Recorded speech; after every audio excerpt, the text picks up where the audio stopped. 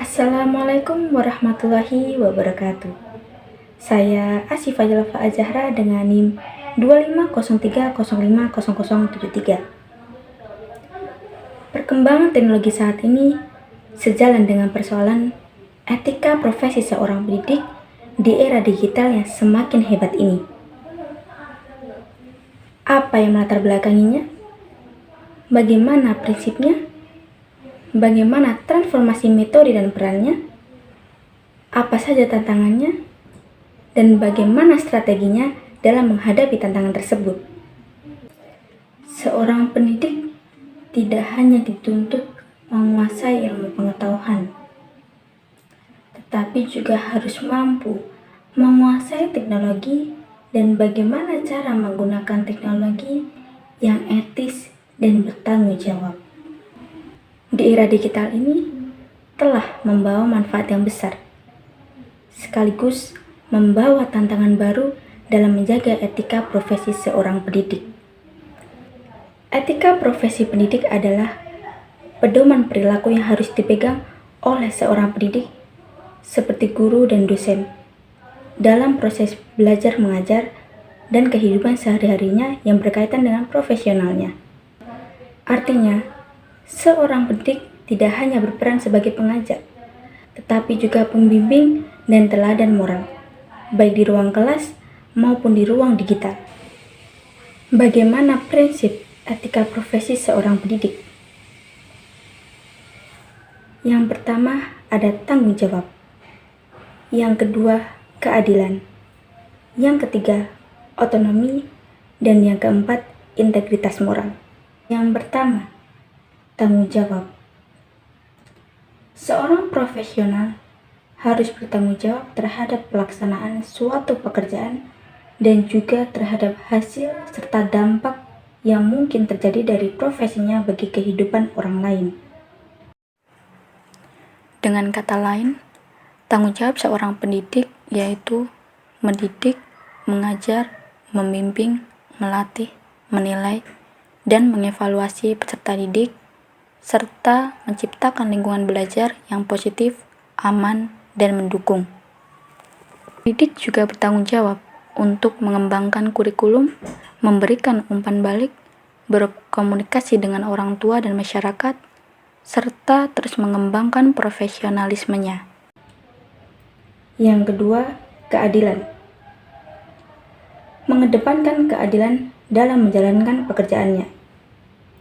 Dalam hal ini, keadilan harus diberikan kepada siapa saja yang berhak secara proporsional. Yang ketiga, otonomi. Setiap profesional memiliki wewenang dan kebebasan dalam menjalankan pekerjaan sesuai dengan profesinya dengan pertimbangan etika profesi. Otonomi pendidik adalah kemandirian guru dalam mengelola pembelajaran, termasuk merencanakan, melaksanakan, dan mengevaluasi proses belajar sesuai kurikulum yang berlaku dan karakteristik siswa. Yang keempat, integritas moral. Seorang profesional harus memiliki komitmen pribadi untuk menjaga kepentingan profesinya, dirinya, dan masyarakat.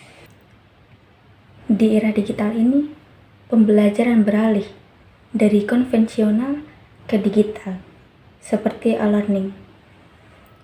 Akses pembelajaran menjadi lebih luas dan lebih fleksibel. Peran guru dan peserta didik pun berubah. Guru tidak hanya dituntut dalam mengajar pengetahuan, tetapi mereka sebagai motivator, fasilitator, dan pembimbing digital. Peserta didik diharuskan menjadi lebih kritis dan bertanggung jawab dari apa yang telah mereka kerjakan. Karena di era digital ini, kita terus terang harus berhati-hati. Setiap perbuatan kita memiliki konsekuensi ke depannya. Tentunya, era digital ini memiliki manfaat dalam pendidikan, yaitu dapat meningkatkan efisiensi dan kreativitas dalam proses pembelajaran, dan mempermudah komunikasi antar guru, siswa, serta orang tua. Perkembangan teknologi di era digital ini telah membawa banyak kemajuan, tetapi juga memunculkan banyak tantangan bagi etika profesi seorang pendidik. Yang pertama, maraknya penyalahgunaan teknologi informasi. Seperti guru lebih mudah mengakses informasi apapun, menyebarkan informasi palsu, dan membuat konten yang tidak pantas.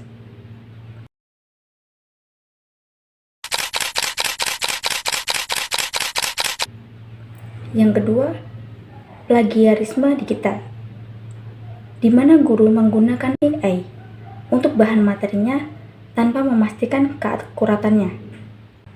Yang ketiga, pelanggaran privasi siswa. Adanya media sosial yang lebih canggih ini, guru dapat dengan mudah membagikan foto siswa tanpa seizin siswanya.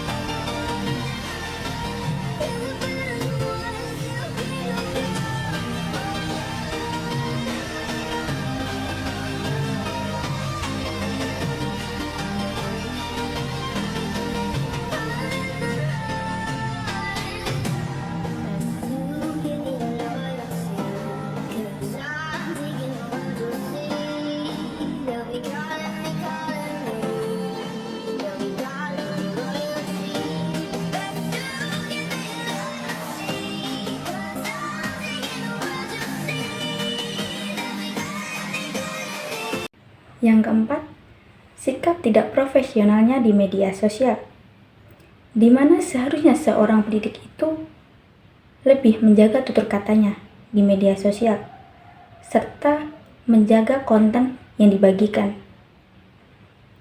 Karena saat ini marak seorang pendidik berjoget-joget tidak sesuai etika dan menggunakan pakaian yang ketat, padahal mereka seorang pendidik yang seharusnya menjadi teladan moral.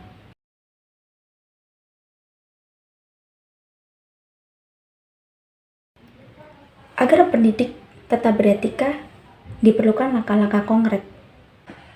Yang pertama, menguasai literasi digital etis, agar mampu memahami resiko dunia maya.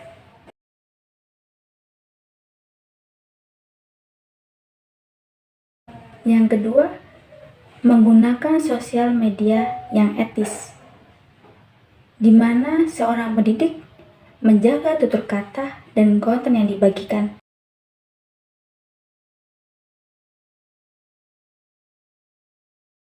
Yang ketiga, gunakan media sosial untuk membangun motivasi dan karakter peserta didik.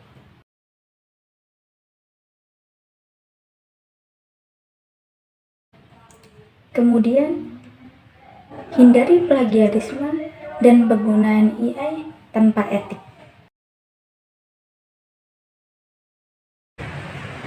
Jadi, kesimpulan dari materi yang saya sampaikan adalah etika profesi menjadi kompas moral bagi pendidik agar tidak tersesat di dunia maya.